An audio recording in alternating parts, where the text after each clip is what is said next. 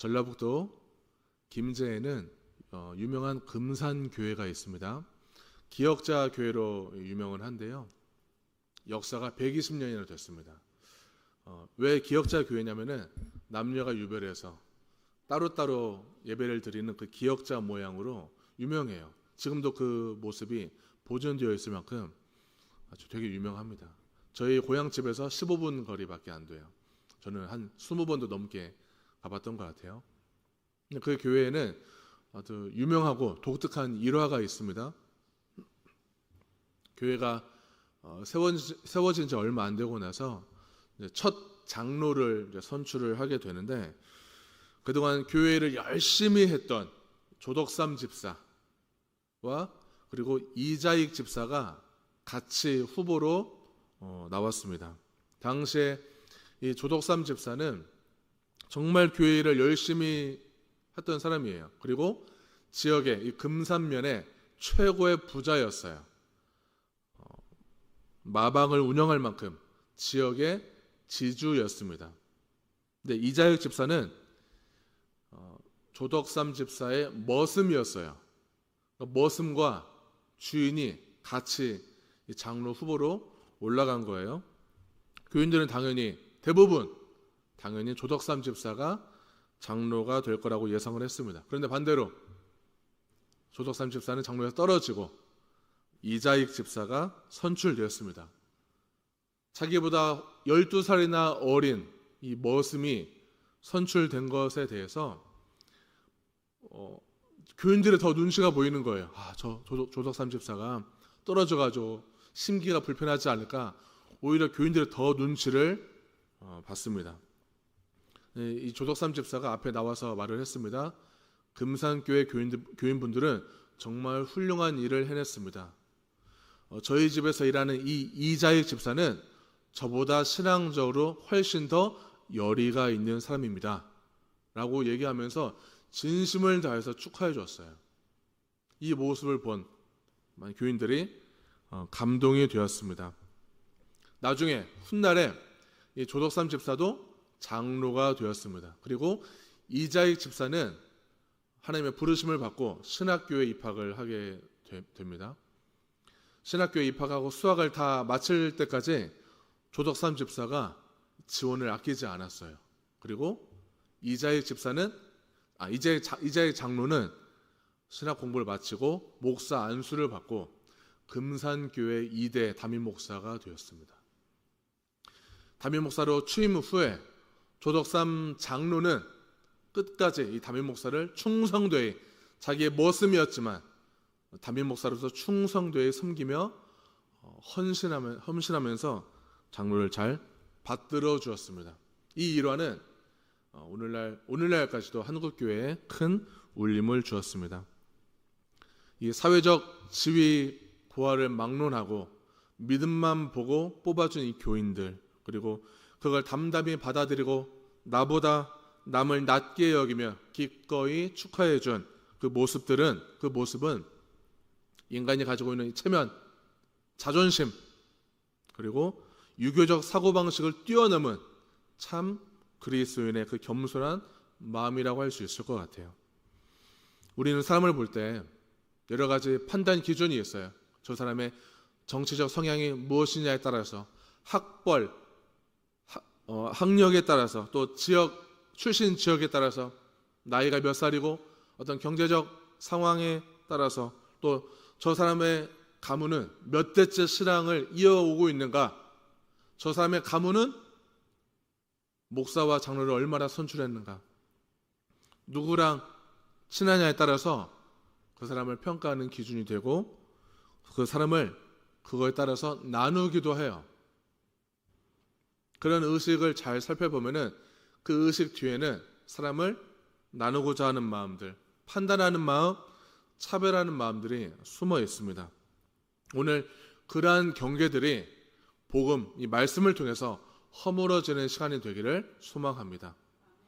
바울이 갈라디아서를 기록을 했어요. 갈라디아서를 기록했던 그 1세기 팔레스타인은 어떤 이 철저히 계급 사회, 민족과 종교의 경계가 지배하는 사회였습니다.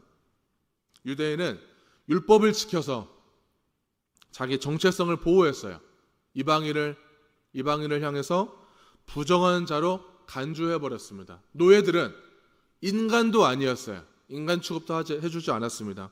그리고 여성이라는 것만으로도 법적으로 열등한 존재로 간주해버렸어요. 근데 이것이 이런 사회적 분위기가 교회에도 그냥 고스란히 침투해버렸습니다. 갈라디아 교회에도 이러한 경계의 문제가 아주 심각했어요. 유대 출신의 신자들은 이방인 신자들에게 할례와 율법을 강요했어요. 당신 이거 할례 받지 않으면, 율법을 절대적으로 지키지 않으면 구원받지 못해. 할례와 율법이 내 힘으로 구원받는 조건이라는 것이 통념이었어요. 우리 힘으로 구원받을 수 있어. 당신 할례와 율법 절대적으로 지키도록 강요했습니다. 이걸 안 지키면은 정죄했어요. 이것이 그냥 기본 통념이었어요. 근데 하나님께서 우리에게 율법을 주신 이유는 분명합니다. 갈라디아서 3장 22절에 보면은 성경이 모든 것을 죄 아래에 가두었으니 이는 예수 그리스도를 믿음으로 말미암는 약속을 믿는 자들에게 주려 함이라. 아멘. 율법을 주신 이유, 이 세상 어느 누구도 스스로 죄의 문제에 빠져나가지 못하게 율법이 사람을 가두었다는 거예요. 근데 여기에는 목적이 있어요. 왜 성경 말씀이 인간을 죄 아래에 가두게 했느냐? 정죄와 심판이 목적이 아니라 예수를 믿게 해서 구원받게 하려는 것입니다. 그러니까 죄와 심판이 목적, 결국 처벌하고 징계하고 심판을 받게 하려고 하는 것이 아니라 오히려 예수를 믿게 하려고 하는 거예요. 죄 안에 갇혀 있으면은 결국 예수 그리스도만이 유일한 탈출구, 유일한 피난처라는 것을 알게 해서 예수님께로 인도하려고 하는 것입니다. 율법은 그런 기능을 하는 거예요. 자, 바울이 이 율법이라는 것 잘 설명하려고 합니다.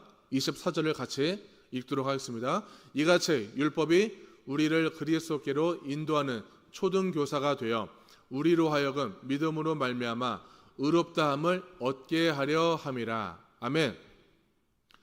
율법은 참 어려워요. 왜 율법을 우리에게 주셨는지 더 잘 설명하려고 지금 말씀을 하셨습니다. 율법을 초등교사라는 말로 이제 설명을 하려고 하는데요.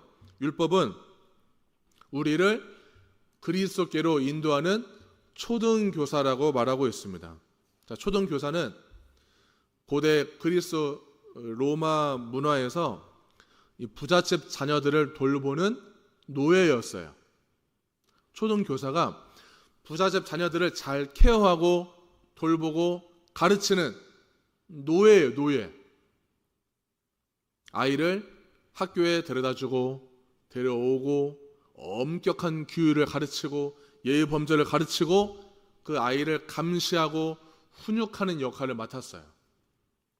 규칙을 어기면은 매를 들고 아주 엄하게 다스렸습니다. 그런데 그 부잣집 아이가 성년이 되면은 초등교사의 임무는 자동으로 종료되었습니다. 딱 거기까지만 하는 거예요.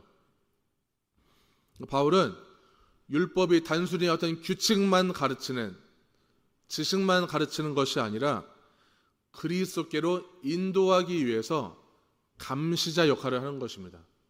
훈육자 역할을 하는 거예요. 그러니까 지금 우리가 생각하는 교사의 개념이 아니라 어떤 개인 과외 레슨해주는 그런 역할을 하는 것입니다. 감시자 역할을 하는 거예요.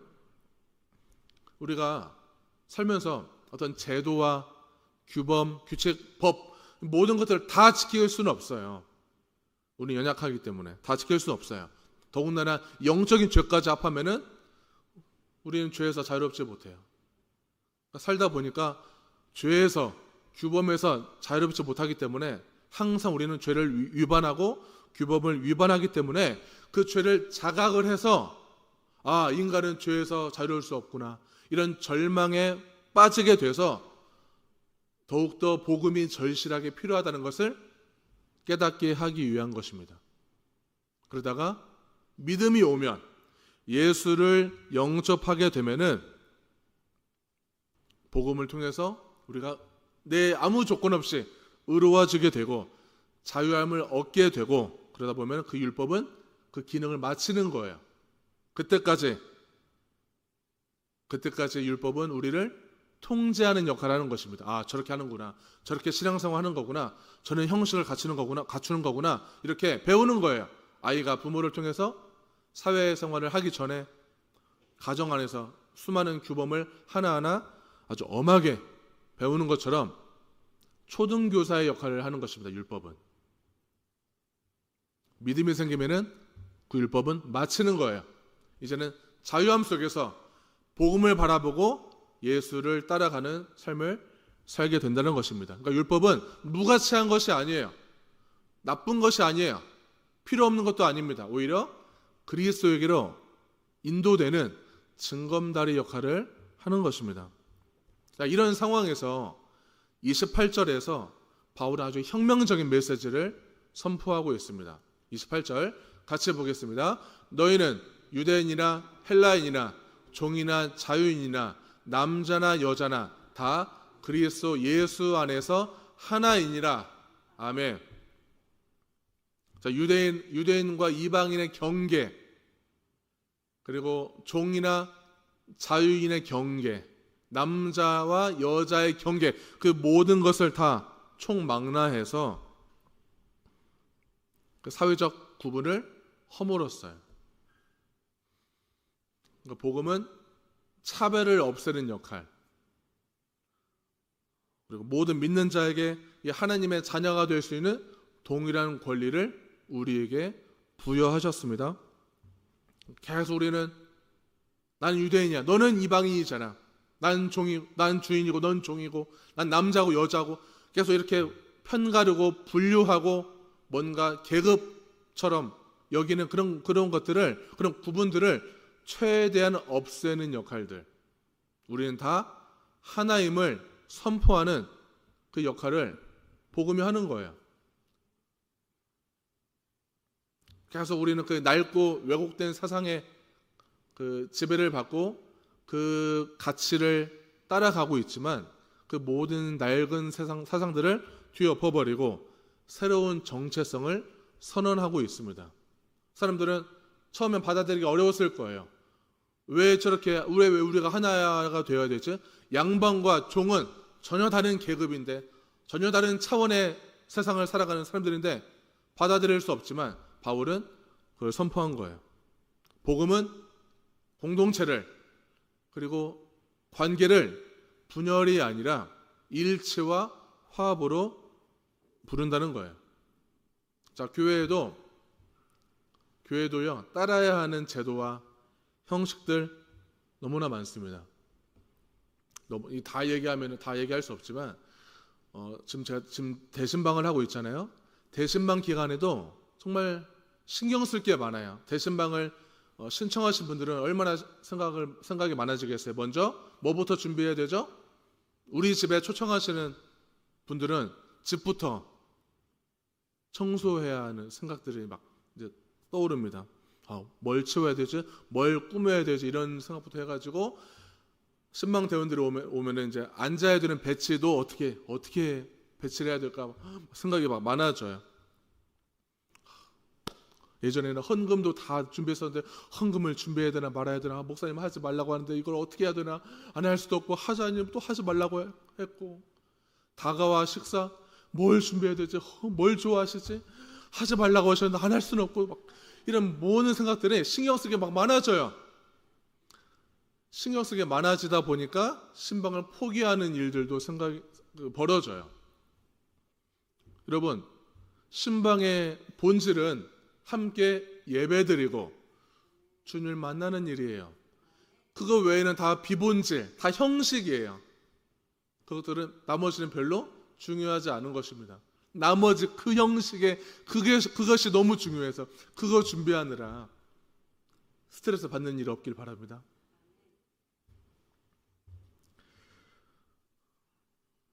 우리 가정이 신방 예배를 통해서 힘을 얻고 주님을 만나고 가정이 살아나고 하나님이 주인 되시는 그 가정이 되는 것, 여기에 중점을 두고 준비하시기를 바랍니다.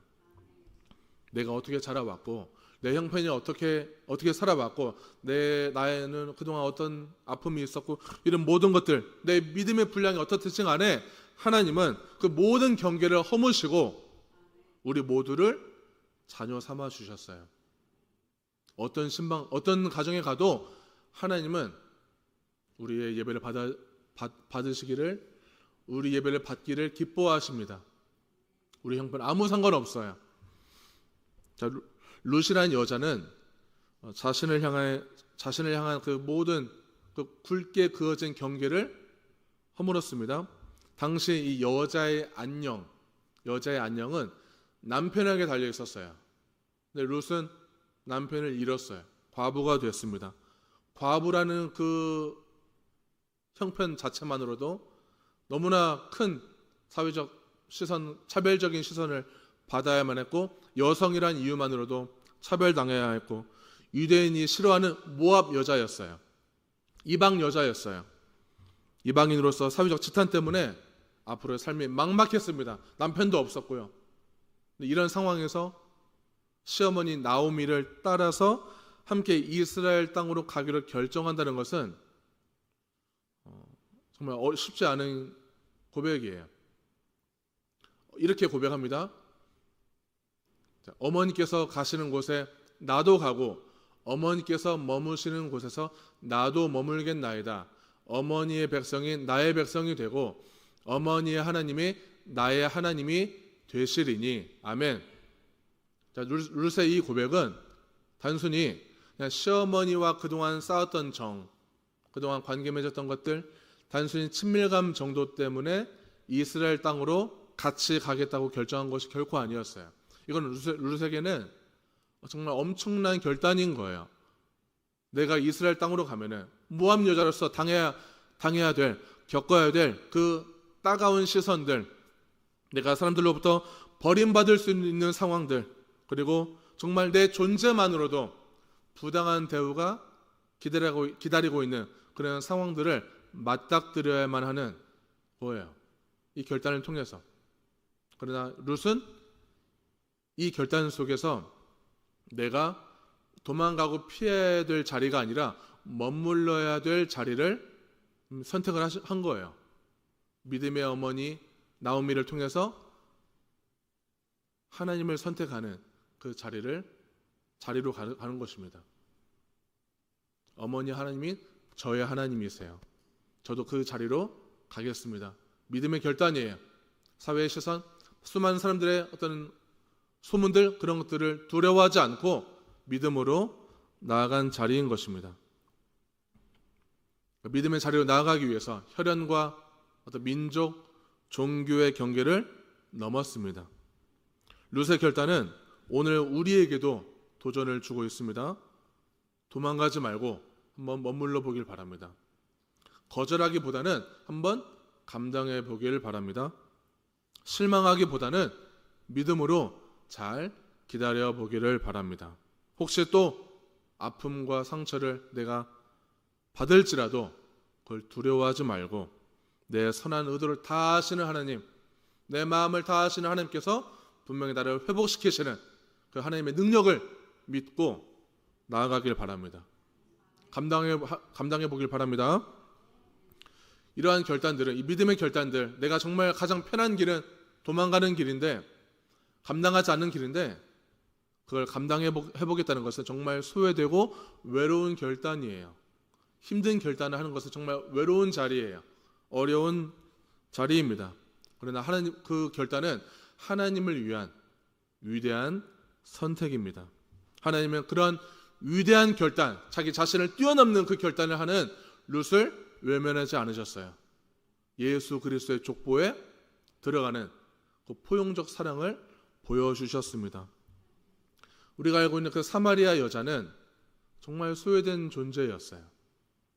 여자라는 이유만으로 사마리아 여자, 혈통적으로 섞여버린 혼혈 그 민족에 대한 그 불신과 그 무시와 경멸에 대해서 그냥 존재만으로도 욕먹는 사람이었어요. 사마리아 여자는 5번의 결혼을 전적이 있어요. 지금 같이 사는 남자도 자기 남편이 아니었어요. 그러니까 사회적으로나 도덕적으로 그 경계 안에 갇혀 있습니다. 그러한 과거들은 철저히 공동체에서 배제된 사람으로 만들어 버렸어요. 이런 사회적 수치를 당하면은 계속 당하다 보면요, 자기 자신을 혐오하게 돼요. 사람들 다 나를 미워하게 되면은 내가 나도 모르게 내 자신을 부끄럽게 여기고 미워하게 되고 수치스럽게 여기게 됩니다. 그러다 보니까 사람을 꺼리게 되죠. 접촉하지 않으려고 해요. 그러니까 사람들이 없는 정오에 가장 뜨거운 태양빛 아래 그때 나와서 물을 길러 나와요. 저는 이 사마리아 자매님의 마음에 너무 심정이 전 공감이 돼요. 한창 사람을 싫어하고 두려워했을 때 저 역시 사람을 피해 다녔어요.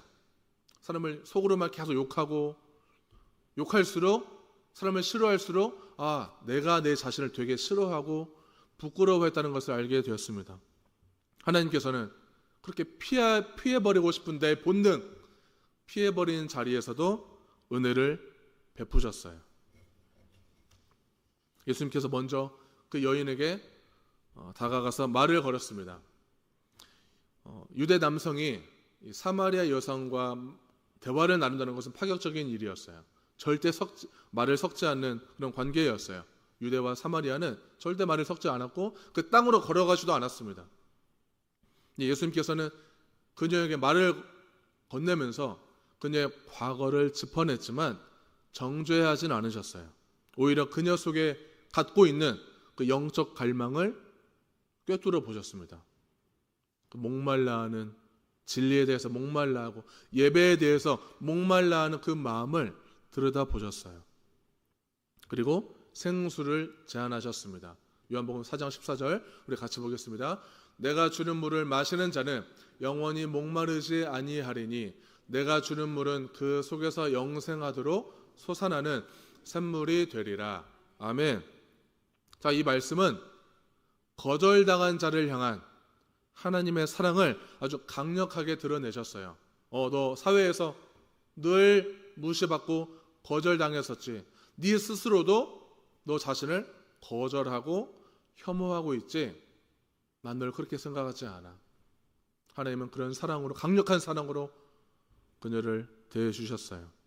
그 누구도 이 복음의 경계 밖에 있지 않다는 선언입니다. 우리는 다 복음 안에 있어요. 우리 스스로 율법의 경계를 치고 두려움의 경계를 뚫고 나와야 하지만 그러지 못하는 우리를 향해서 주님도 다가올 때 결단하고 다가오시는 거예요.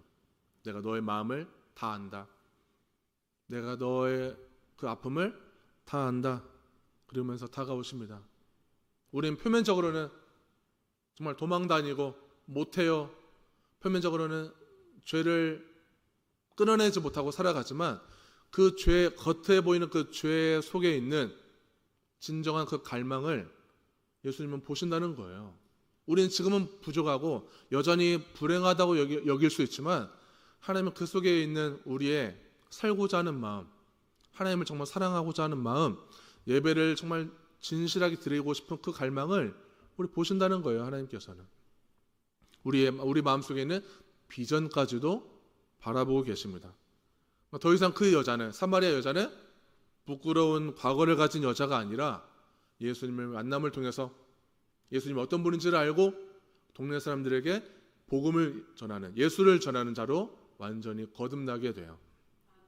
복음은 인간이 만들어낸 모든 율법과 형식과 모든 금기를 다 깨고 다가가는 사랑이에요. 우리는 수시로 내가 맞는 경계선, 받아들일 수 없는 타인에 대한 그 판단 잣대를 계속 허무는 훈련이 필요합니다. 이거 한두 번 허문다고 다 훈련이 되는 것이 아니에요.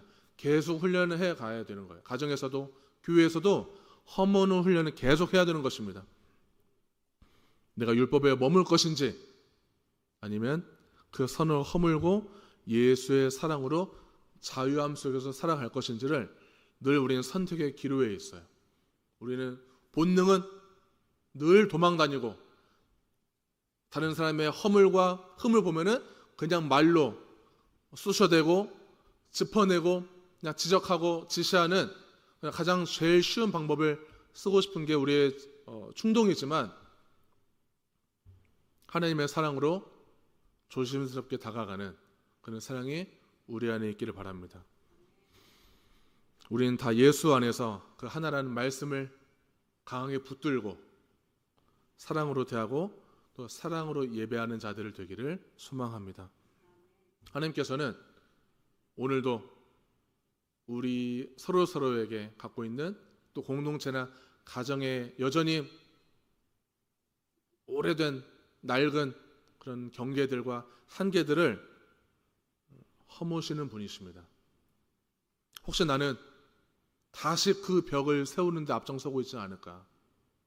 내가 그 벽을 도로 세우고 있다면 나는 무엇 때문에 세우고 있는가를 좀 스스로에게 질문할 필요가 있어요. 내가 뭘 두려워하지?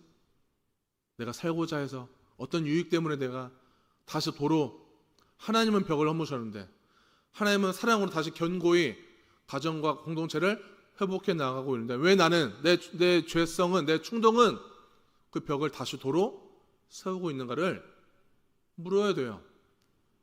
나는 뭘 두려워하고 있는가? 뭘 걱정하고 있는가? 내 속에 뭐가 들어있길래 그 벽을 만들고 있는가? 내 이익만 쫓아가느라 그 교회는 점점 평화롭고 성장해 가고 있는데 그 나 때문에 내 이기적인 마음 때문에 그 평화를 깨치고 복음을 해치고 그러고 있지 않은가를 생각해 보길 바라요. 공동체를 보면은 서로 파가 있어요.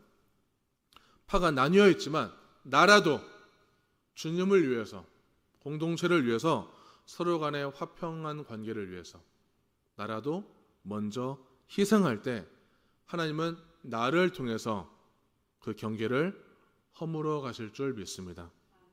내 속에 내가 너무 많아서 좀처럼 인생에 크고 작은 도전을 하지 못하고 제자리에 맴돌거나 아니면 후퇴를 하고 있다면은 변화를 위해서 용기를 내고 내가 그 사랑을 실천하는 그 즉시 경계가 허물어지는 경험이 많아지길 축복합니다. 지난 주일에 설교 말씀처럼 우리가 그런 결단을 통해서 열매 맺는 삶을 살려면은 정말 애쓰고 노력해야 돼요.